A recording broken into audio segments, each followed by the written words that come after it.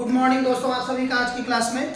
जैसा कि हम लोग RO स्पेशल पढ़ रहे हैं, तो उसमें इतिहास में हम लोगों ने क्या किया था कि कुछ हद तक हम लोगों ने पढ़ लिया था। जैसे कि हम कहें कि पुरा पाषाण काल, मध्य पाषाण काल, नव पाषाण काल, ये 3 खंड हम लोगों ने पढ़ लिया था। अब क्या है कि उसमें आगे की तरफ ताम्र पाषाण काल हम लोग क्या पढ़ रहे थे, हिस्ट्री यानी कि इतिहास पढ़ रहे थे। और इतिहास में ताम्र पाषाण काल पढ़ना है। ताम्र पाषाण काल, ठीक है। यह नव पाषाण काल के बाद आने वाला अंतिम पाषाण काल था, लेकिन इसकी समय अवधि की अगर हम बात करते हैं तो यह नव पाषाण काल के बाद जितने भी कालखंड बीते वह नव पाषाण काल में, ताम्र पाषाण काल में ही आए, ठीक है। इसमें सबसे पहला कार्य जो हुआ कि तत्काल के समय में सबसे पहले धातु और धातु के रूप में तांबा प्रयोग किया और तांबे की सबसे पहली बनी हुई कुल्हाड़ी जो है बनाई गई। कुल्हाड़ी जो है बनाई गई, आरंभ हुआ, ठीक है। तो इन्हीं को ही क्या किया गया कि जिन संस्कृतियों को हम ताम्र पाषाण काल के रूप में जानते हैं, इन्हीं को वैल्कोलिथिक एज के रूप में भी जाना जाता है। तो आपके क्वेश्चन में मान लिया कहीं पूछा गया कि ताम्र पाषाण काल को किन अन्य नामों से जाना जाता है, तो उन्हें कैल्कोलिथिक संस्कृति के रूप में भी जाना जाता है। यानी कि ताम्र पाषाण काल को कैल्कोलिथिक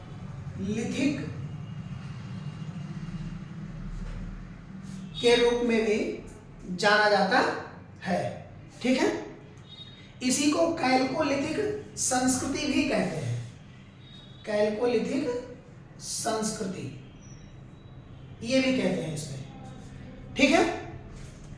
ताम्र पाषाण संस्कृतियों में आहार की अगर हम बात करते हैं, आहार संस्कृति, तो राजस्थान के जो क्षेत्र हैं यानी कि स्थल, वहाँ प्राचीन नाम के ताम्रवती नामक स्थान से तांबे का जिक्र किया गया है, जो कि यह प्राचीन काल में प्राप्त होने वाला सबसे अस्थायी स्थान के रूप में जाना गया, ठीक है। राजस्थान के क्षेत्र में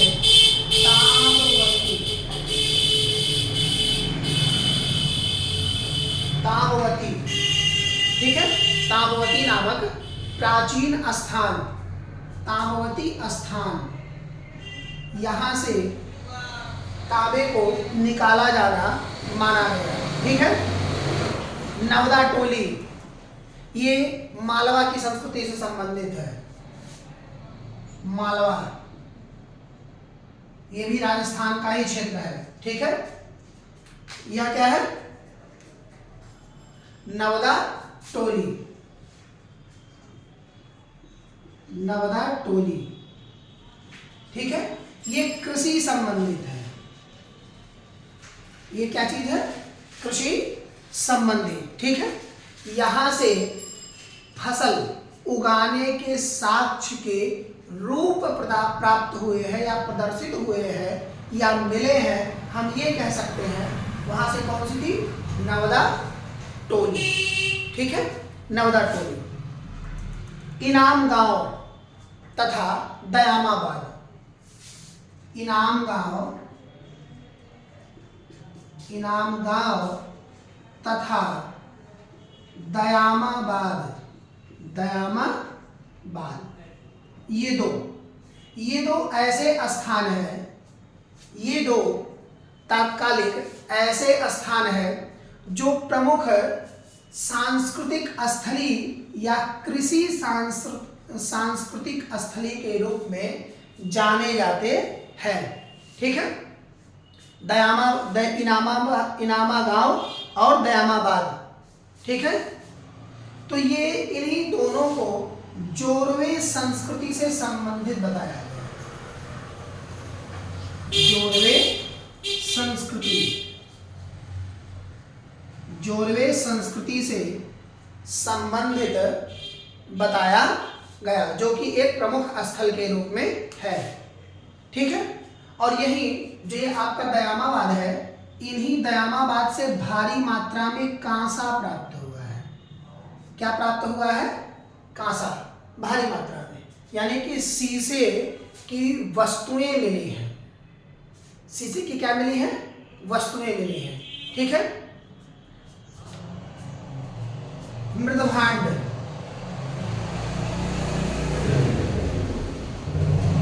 मृदभांड बहुत लोग जानते होंगे मृदभांड क्या है, लेकिन बहुत लोग नहीं जानते हैं मृदभांड क्या होते हैं। तो उन्हें हम बता दें कि जो एक सुराही होती है, सुराही पानी पीने के लिए प्राचीन समयों में प्रयोग हुआ करता था, या हम कहें तो मटका, उसी मटके का एक प्रारूप है सुराही। लेकिन क्या होता था कि मटका और सुराही हम लोगों ने देखा है कि ये मिट्टी के ही बने हुए होते थे, पर उतने नक्काशी नहीं हुआ करते थे जितने की मृदभांड हुआ करते थे। मृदभांड काफी ज्यादा नक्काशी होते थे। कैसे होते थे? नक्काशी, ठीक है। तो ताम्र पाषाण कालीन में सबसे पहला मृदभांड मिला है। क्या मिला है? मृदभांड।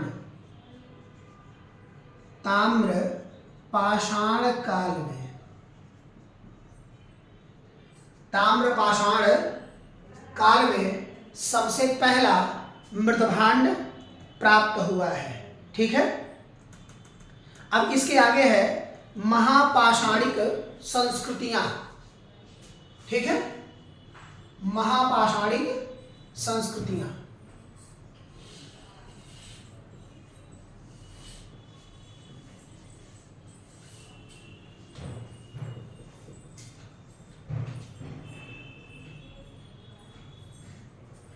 महापाषाणिक संस्कृतियां, इनको हम देख लेते हैं।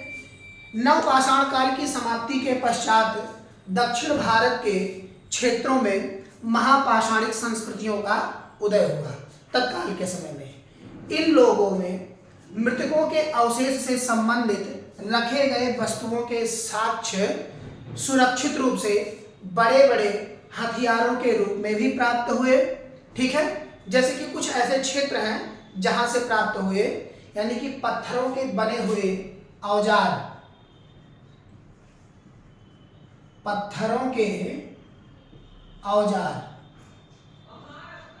औजार, ठीक है, जो महापाषाणिक संस्कृतियों के सबसे बड़े उदाहरण मिले हैं। यहाँ के कुछ क्षेत्र भी यहाँ पाए गए, जैसे आपका आंध्र प्रदेश का क्षेत्र, आंध्र प्रदेश, कर्नाटक, कर्नाटक में तमिलनाडु, केरल,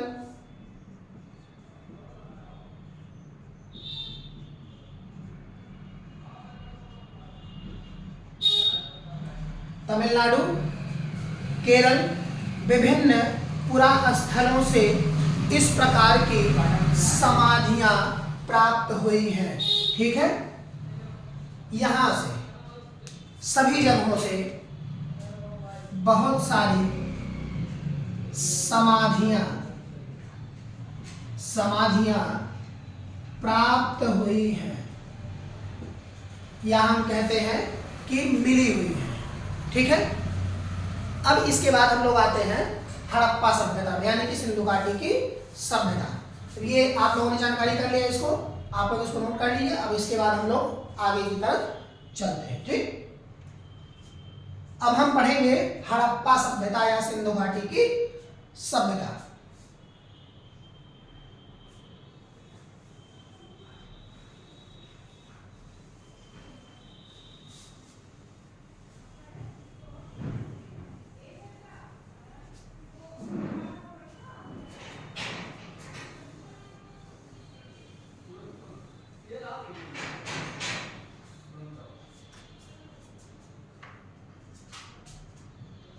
सिंधु सभ्यता या हड़प्पा सभ्यता।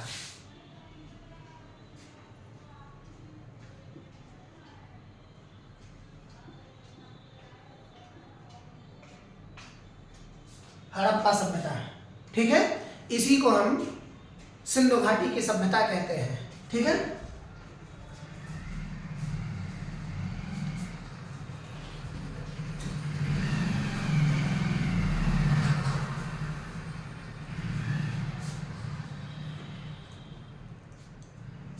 कार्बन C14 के तहत जैसे कि पहले क्या हुआ कि बहुत सारे लोग आए और सिंधु घाटी के सभ्यता के समय को लेकर के काफी ज्यादा पर्याय हुआ, यानी कि यह माना गया कब से कब तक स्थित थी, कब से यह प्रचलित हुई, या कितनी प्राचीन यह सभ्यता है सिंधु घाटी की सभ्यता।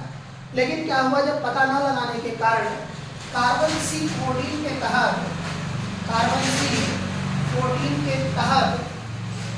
यह पता लगाया गया कि इसका समय कब से कब तक था, ठीक है। तो इस पर एक आधार यानी कि विचार किया गया और विचार करने के बाद इसकी एक तिथि लाई गई। क्या लाई गई? तिथि। और उस तिथि के अंतर्गत बताया गया कि सिंधु घाटी सभ्यता का जो समय था वह 2500 ईसा पूर्व से लेकर के 1750 ईसा पूर्व तक रहा। 2500 BC से लेकर 1750 BC तक इसका कालखंड रहा और इसे स्वीकार भी किया गया, ठीक है। और इसे बताया गया कि यह एक नगरीय सभ्यता के साथ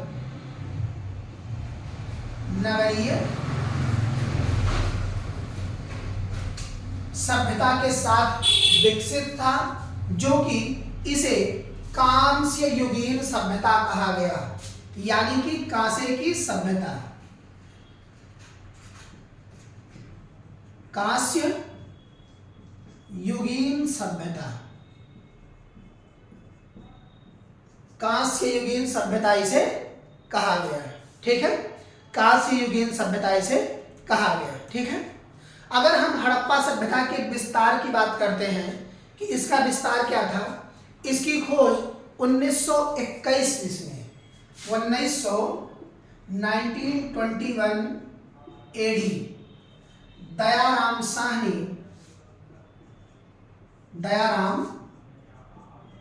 साहनी ने इसकी खुदाई की थी, वो भी जॉन मार्शल के कहने पर, ठीक है।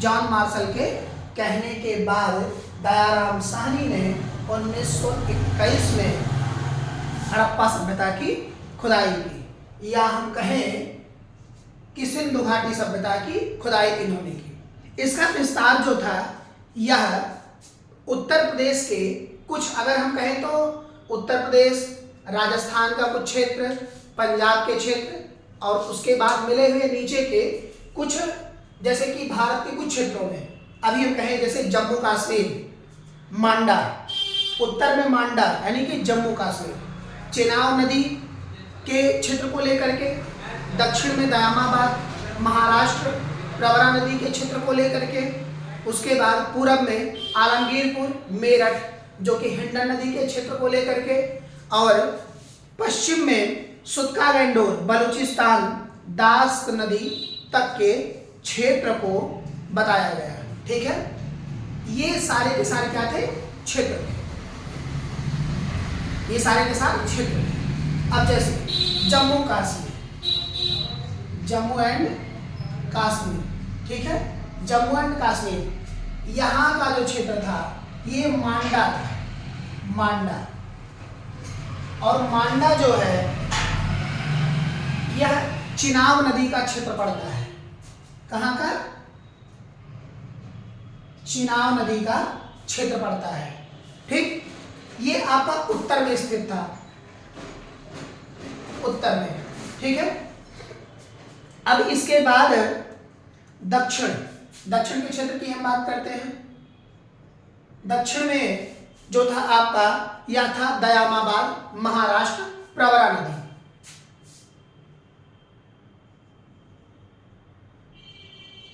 महाराष्ट्र में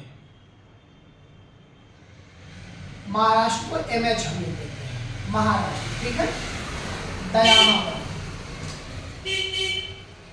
दयामाबाद जो इसकी नदी थी वह थी प्रवरा नदी। क्या थी? प्रवरा नदी। ठीक है, अब पूर्व की अगर हम बात करते हैं, पूर्व में आलमगीरपुर, पूर्व। ठीक है, पूर्व में आलमगीरपुर,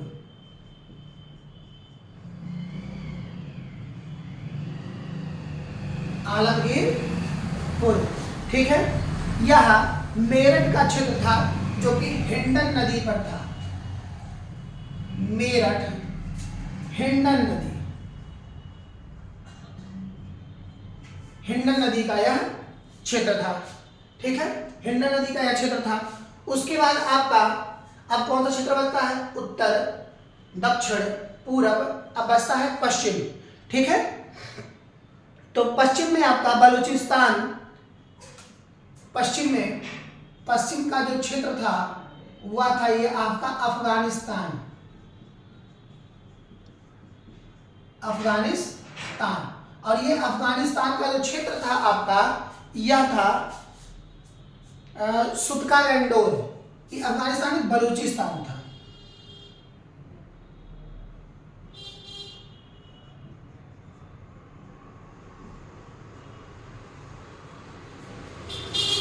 बलूचिस्तान, ठीक है, बलूचिस्तान। और यह सुतका गंडोर, सुतका गंडोर। और ये आपका जो स्थित था, ये आपका जो है दास्क नदी पर था, दास्क नदी, दास्क नदी का ये पूरा क्षेत्र था। ठीक है, तो ये आपके समझ में आ गया। अब इसके बाद अगर हम इसी को एक मैप के थ्रू जानने का प्रयास करें तो हम देखेंगे कि ये हमारा जो है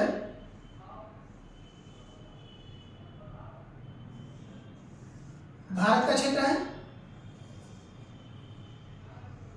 ये हमारा भारत है। ये हमारा जो क्षेत्र पड़ेगा ये आपका पंजाब क्षेत्र पड़ेगा, क्योंकि इसके बाद ये पाकिस्तान पर लग जाता है।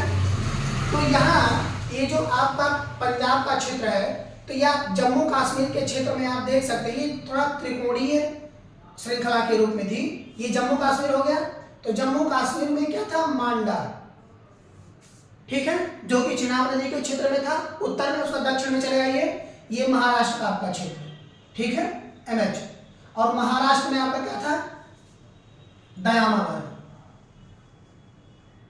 दयामाबाद जो कि प्रवरा नदी पर स्थित था। अब हम पूरब में आ जाते हैं। पूरब का क्षेत्र हमारा ये है, ठीक है। अब पूरब में हम देखते हैं, पूरब में हम देखें मेरठ का क्षेत्र, आलमगीरपुर, मेरठ यानी कि जो उत्तर प्रदेश के क्षेत्र से लगा हुआ है, यानी कि उत्तर प्रदेश में ही है मेरठ, ठीक है। तो हम कहाँ की बात करेंगे? यहाँ उत्तर प्रदेश में। और उत्तर प्रदेश में आलमगीरपुर, आलमगीरपुर। और उसके बाद अब आ जाते हैं सुतका गंडोर जो कि बलूचिस्तान में है। कहाँ? यहाँ क्षेत्र, ये पूरा क्षेत्र जो आप देखेंगे ये थोड़ा क्या है? बलूचिस्तान का क्षेत्र पड़ता है, क्योंकि इससे ऊपर थोड़ा हो जाता है। यहाँ कहीं आकर के अफगानिस्तान, पाकिस्तान, बलूचिस्तान, तुर्कमेनिस्तान ये सारे सारे ऊपर हो जाते हैं, यानी कि पाकिस्तान को क्रॉस करके ये जाएगा। तो बलूचिस्तान कहीं हमारा यहाँ पड़ेगा। ये तो इसके कोण को देखेंगे कुछ इस तरह से, ये त्रिकोणीय श्रृंखला के रूप में आता है, ऐसे हल्का सा करके। तो यह लगभग 1500 किलोमीटर में यह फैला हुआ है उस समय तक काल में।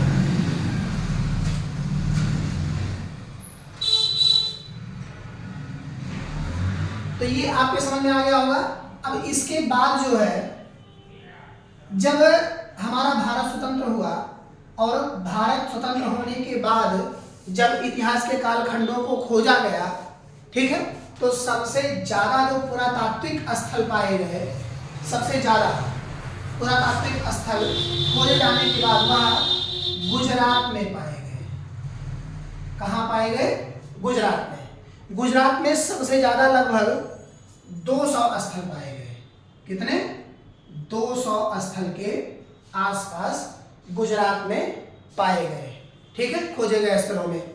सिंधु घाटी की प्रमुख विशेषता यह थी कि यह नगर नियोजन प्रणाली के आधार पर थी। जैसे कि अगर हम कहें कि घरों को बांट करके कुछ लाइनों में, और देखा होगा कि नालियाँ निकल जाती हैं, नालियों को ढक दिया जाता है, रोड निकल गया, फिर हर तरफ से दरवाजे की सुविधा, ये सारी चीज़ें उस समय तत्काल में सिंधु घाटी सभ्यता पर लागू होती थी। इसी वजह से कहा गया कि यह एक नगरीय सभ्यता के रूप में हमारे भारत देश में विद्यमान था।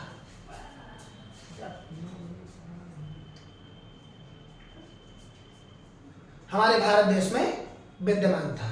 ठीक है,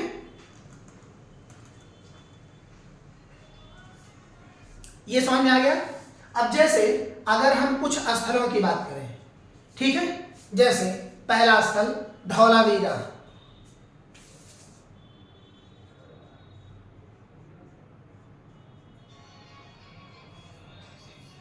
धौलावीरा स्थल यह क्या था? यह भी एक ऐसा नगर था जो कि 3 भागों में विभाजित था। कितने भागों में? 3 भागों में यह विभाजित था, और 3 भागों के साथ साथ इसमें दुर्ग, मध्यनगर और निचला स्तर तीनों विभाजित थे। यानी कि पहले में क्या था? दुर्ग, दूसरे में मध्यनगर, और तीसरा यानी कि अंतिम तीसरा जो था वह था निचला स्तर।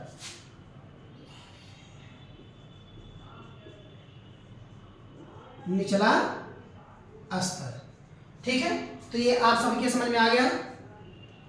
इसके बाद हम अगले जैसे कालीबंगा, चनहोदड़ो, मोहनजोदड़ो, इन सब के बारे में हम आप लोग कल चर्चा करेंगे, कल की क्लास में। तब तक के लिए आप सभी लोग हमारे चैनल से जरूर जुड़ें और सब्सक्राइब करना ना भूलें।